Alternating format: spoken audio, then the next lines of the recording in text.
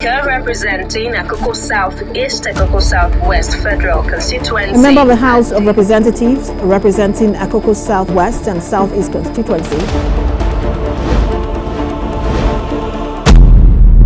Tẹ́lẹ̀tẹ́lẹ̀ wọ́n máa ń sọ pé ọba ò ní materials. Wọ́n wá rí i pé àṣé olú ọmọ tiẹ̀ wà ní ìlú ọba. Adeogun tó wá ń ṣe nǹkan tá ò tí ì rí rí láì ṣe gómìnà kéèyàn dídé mú ọ̀nà tí ń ṣe máìlì méjì mẹ́ta kó là kó dòdà sí. ó ṣe bẹ́ẹ̀ ẹ mẹ́rin ká tọrọ ajẹ́.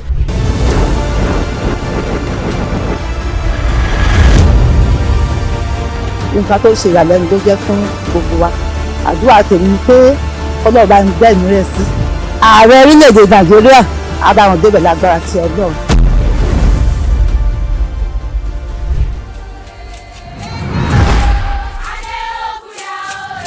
Akoko Southeast, Akoko Southwest Federal Constituency of Ondo State never had it so good. A resounding statement on the lips of everyone as we crisscrossed the federal constituency, documenting the unprecedented and life-changing achievements of Honourable Ade Adeogun, who represented Akoko Southeast, Akoko Southwest Federal Constituency in the National Assembly between 2019 and 2023. Ade Adeogun, I represent the people of Akoko Southeast Southwest Federal Constituency. I am from Ondo State. Mr. Speaker, I want to commend you for Honourable Adeogun, an illustrious son of Oba Akoko, distinguished public servant and compassionate political leader, has made tremendous marks in the National Assembly by sponsoring profound bills, delivering top-notch infrastructure to his constituency, and developing his people with necessary skills and opportunities.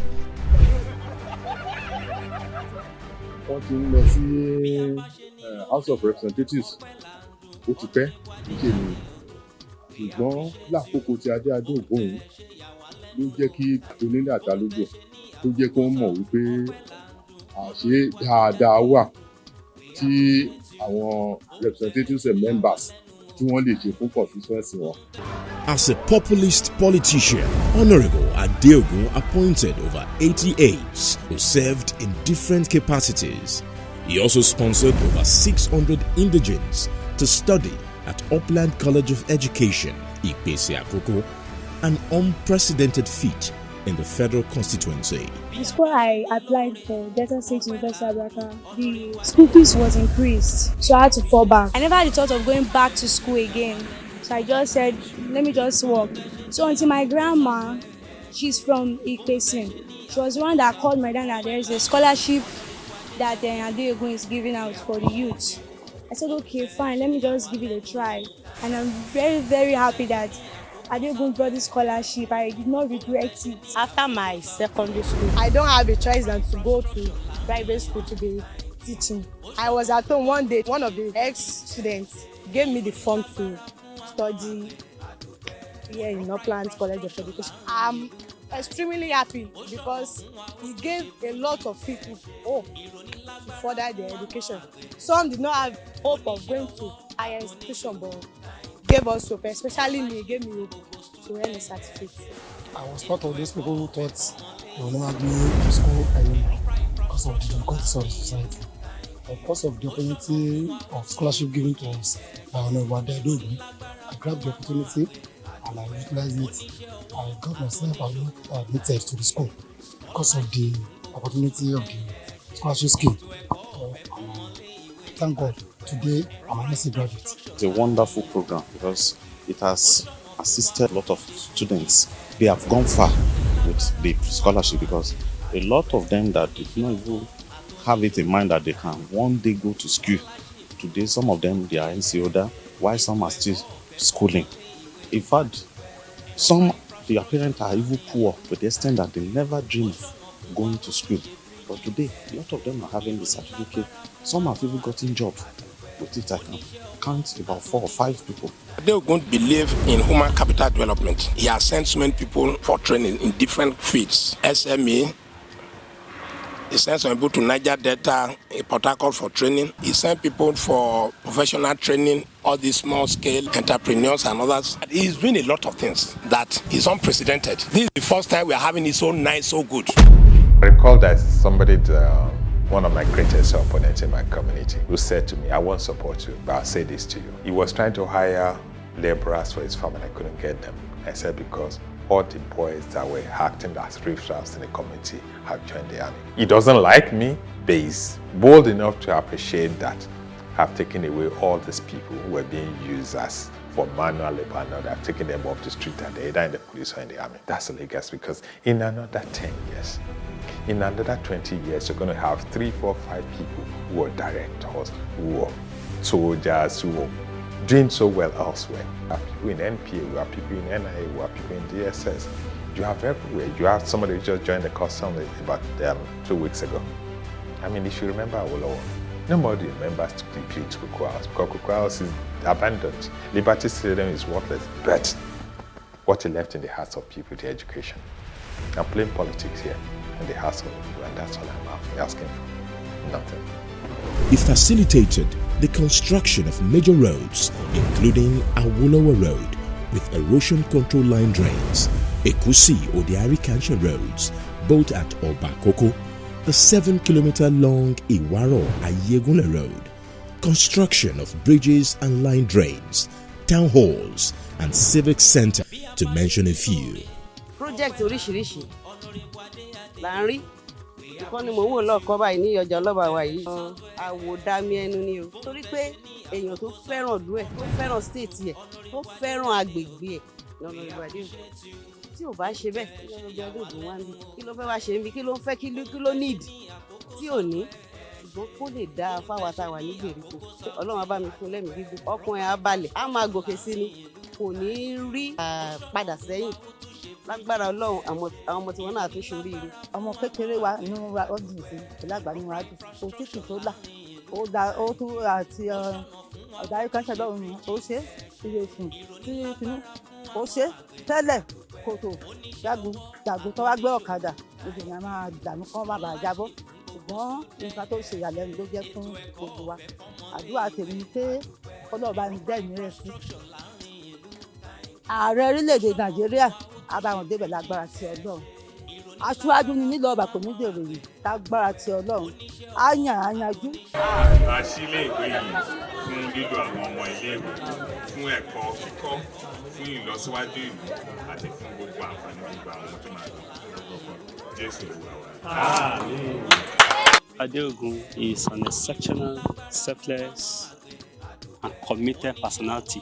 He has not just represented us well in terms of quality representation, also in terms of infrastructural development and drives across the federal constituency. It is unprecedented. Within the last 4 years, I don't think there's any community he represents that has not been touched in terms of infrastructural development. And I would like to add this, even before he was inaugurated as a member of National Assembly, he has actually embarked on some infrastructural projects. Virtually all the projects that came as a constituency project, the scope of those projects were extended. In fact, at times he will have to even fund this with his personal money.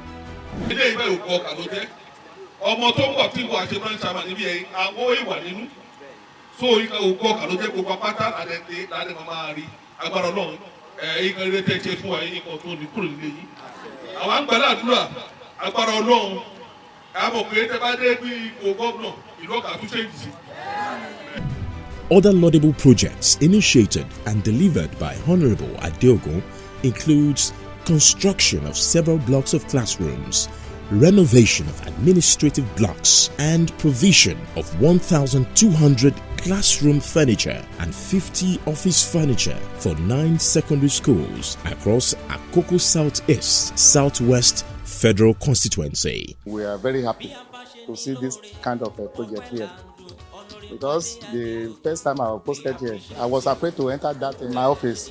Even I had the then VP, the vice principal. Is it a principal's office? He said yes. In fact, I said that I don't believe that this is a physical office. Since then, I've been calling the PTA meeting to see to this office because when you see the office, no carpet, nothing. In fact, it was a pity that we don't have the photograph of that office before it was renovated now. So we have to thank Honourable Ade Adeogun for helping us to uplift this school. Let me first of all thank Honourable Ade Adeogun. This is the second thing we have gained from him. There was a time he sent a set of furniture to the school, which the school is using right now. Secondly, this block of classroom was brought to us sometimes last time.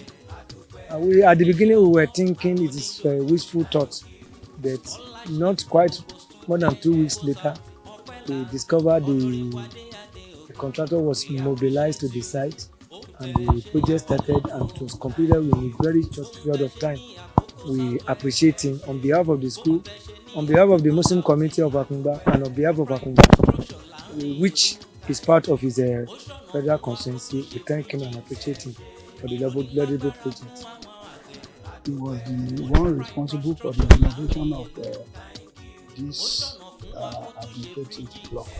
Then, around May 2021, we equally supplied some books to the school and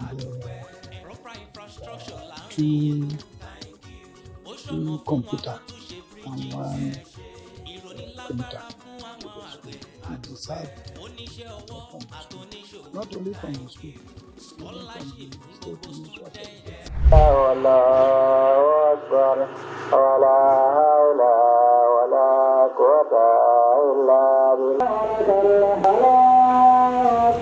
Ìwà dùn lọ́pọ̀lọpọ̀ àtọmọdé àtàgbà tó bu lọ́kùnrin gbogbo wa dùn. A dúpẹ́ lọ́dọ̀ Ọlọ́run.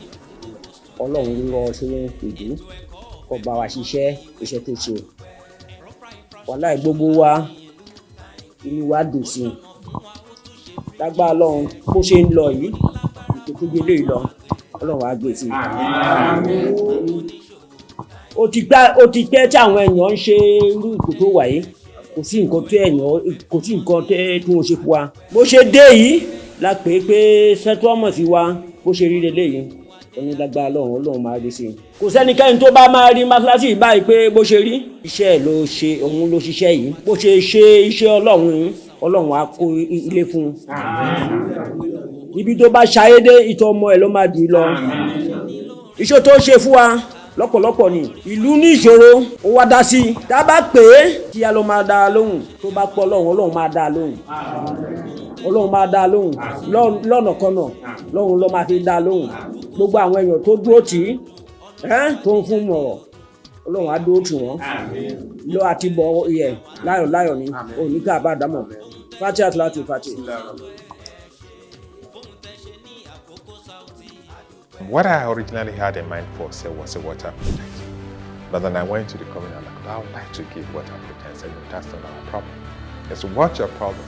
And they said, the central mosque. I'm like, you need water? I said, no. The unifying factor in that community is their religion. And the central mosque serves as a center for socialization, for a lot of integration. And I realized that if I want to serve them, because I'm supposed to be serving them, I will not impose my will on them. I must listen to them. And I did that, and every day I see the joy, because if you, like you said, that's the most beautiful building in the entire community. Ìgbà tí a ti ní rep, tá a ní senator, tá a ní House of Assembly, kò tí ì sí ọmọ náà. Nǹkan tí Honourable Ade Adeogun ṣe kò sẹ́ni tó dán wò rí. Àwa mọ̀ pé rep lè ṣe ọ̀nà, Adeogun ń ṣe ọ̀nà, ó ń dọ̀dà sí, ó ń ṣe drainage, ó ń ṣe bridge, ó kọ́ school, àwọn primary school 6 classroom, ó kọ́ sí ìlú Ṣókàrè níbí, ó kọ́ sí Ìṣùà, ó kọ́ káàkiri bẹ́ẹ̀ yẹn. In fact ó ṣe gbogbo Nàìjíríà 4. Hall tó wà lókè Ọ̀kà, Honourable Ade Adeogun òun ló ṣe. Police station tó wà lọ́ọ̀kà for donkey years, tẹ́ bá lọ bẹ̀rẹ̀ lè dá police station yẹn mọ̀. Adeogun ló ṣe tó ṣe ní ti òde òní tó bá àṣà mu. Ó ṣe gbogbo Nàìjíríà 4. ní constituency méjèèjì the three constituency Ìṣùà local government Ọ̀kà constituency 1 and Ṣópàrè Ìkàmẹ́rin constituency 2 Adeogun san salary 150 120 100 80 60 50 the least one 40,000 naira every month láti ìgbà tó ń ti swearing fún tó ti bẹ̀rẹ̀ iṣẹ́ yẹn ó dẹ̀ ṣe ń up to date. Gbogbo kábíyèsí tó wà ní the 2 local government Adeogun san salary fún wọn. Honourable Ade Adeogun ó jẹ́ aṣojú pàtàkì ó jẹ́ pé a ò tí ì rí irú ẹni bíi tiẹ̀ ní federal constituency wa ní Àkókò bí fún ọdún 4 tí wọ́n ti lò wọ́n ti ṣe àwọn iṣẹ́ ribiribi ní federal constituency wa láti rí dé Akoko South West dé Akoko South East ní pàtàkì ní ìlú Ṣúpàrè wọ́n ti ṣe oríṣiríṣi empowerment fún àwọn ọ̀dọ́ wọ́n ti scholarship fún àwọn ilé ìwé ibi tí a wà yìí ọkọ̀ ilé ẹ̀kọ́ fún àwọn akẹ́kọ̀ọ́ primary school courses classroom ó lè jẹ́ pé níbi tí wọ́n lò tẹ́lẹ̀ kò sí nílé ń bẹ̀ mọ́ wọ́n dẹ̀ kọ́ ilé yẹn wọ́n tún ṣe furnitures gbogbo ẹ̀ wọ́n ti dáradára wọ́n ṣe ètò ìyáwó fún àwọn oníṣòwò àwọn oníṣẹ́ ọwọ́ wọ́n fún machine àwọn hairdresser wọ́n fún oní dryer generator fún àwọn barber wọ́n fún àwọn èèyàn lówó àwọn ọlọ́kadà wọ́n ra machine fún ọ̀pọ̀lọpọ̀ àwọn èèyàn wọ́n ti ṣe ìrànlọ́wọ́ fún ó jẹ́ pé tabaníkà máa kà wọ́n kò níye wọ́n ṣe bridge wọ́n ṣe culvert lóríṣiríṣi àwọn ibi tí ò sí iná wọ́n ṣe iná wọ́n ṣe town hall àrùrù ẹni bí tí ẹ rí nínú wa dùn láti ní Honourable Ade Adeogun gẹ́gẹ́ bí aṣojú wa nílùú Àbújá. We want his likes in the National Assembly so that when we send our people, they are coming back. You know, they are dependable, reliable, credible people whom we have sent and they come back surely to lift up the society. Wọ́n ra àwọn ìpín kan fáwọn àgbẹ̀ wọn kẹ́míkà wà wọ́n ra àdá wọ́n ra gbogbo tí àwọn àgbẹ̀ fi ń ṣiṣẹ́ lóríṣiríṣi wọ́n fún wọn. Bẹ́ẹ̀ ni àwọn oníṣẹ́ ọwọ́ ìgbà méjì ní ìlọ sí Ọ̀kà lọ wípé òsì àbámọ̀ tó ṣe wọ́n kó kámẹ́rà digital camera èwo ní sewing machine gbogbo ẹ̀ náà pín lọ́jọ́ yẹn kó balẹ̀ dé ọ̀dọ̀ ọba kan which I will not like to mention there a sọ̀rọ̀ nípa déèdì pé second time nígbà tó ń ṣe primary lọ́wọ́ ọba yẹn ní tó bá jẹ́ tòun prominent ọba ní Àkókò South West ní tó bá jẹ́ tòun ni o Olú Adeogun jẹ́ ọmọ tó jẹ́ pé ọmọ olúwàbí ó ní ọmọ tó yẹ kó ṣe láì dìbò tó yẹ kó ṣe ní tó bá jẹ́ tòun ni o tó bá jẹ́ ọ̀rọ̀ politics Olú Adeogun will remain there at least for the next 12 years. At different times, the federal lawmaker distributed a total of 300 startup and support equipment to his constituents who are fashion designers, hairdressers, photo and videographers, barbers, music artists, sandcrate block makers, and disc jockeys.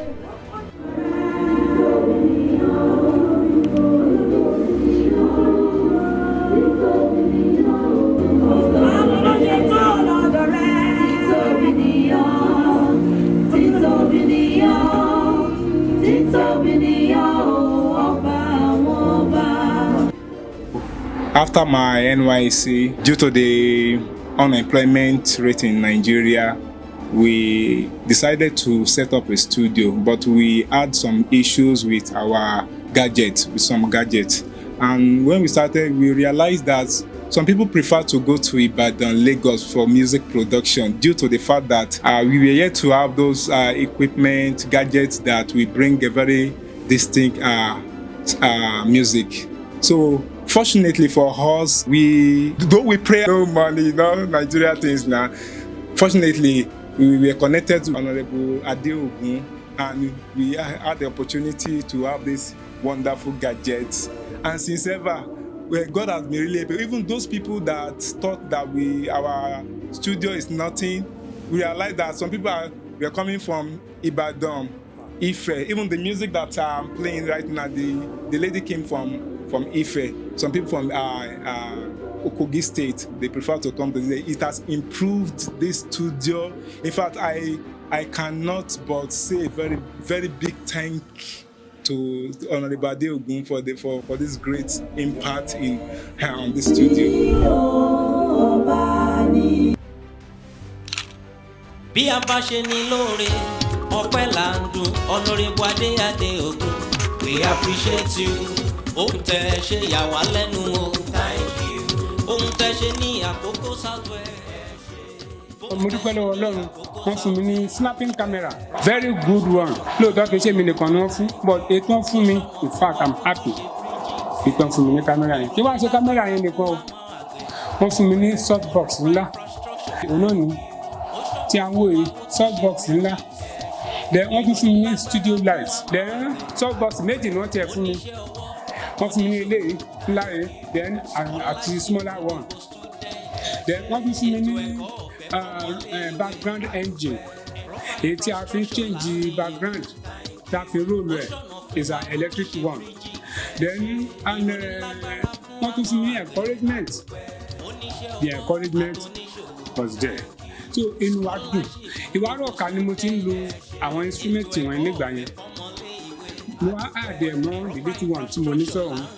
But wọ́n á wòye pé kò sí enough patronage ní Ìwárọ̀ lọ́hùn. I have to move closer to our students to need the most of these things. That's why I have to move wá sí Àkùngbá. Then àwọn patronage wà dẹ̀ we are enjoying our patronage. So inú wa dùn láti rí wọn ní National Assembly. Honourable Ade Adeogun, I will say from the start, it's a blessing to his generation, a blessing to Akoko Southwest and Southeast Federal Constituency. Very articulate and very committed legislator. Relate with the traditional rulers, with the community without any hindrance. No matter your position in the community, if you have access to him, he will listen to you and will take note of whatever you require from him. Since the coming political dispensations in 1999, he stands out as one of the best we have ever sent to the National Assembly. We are very proud of him.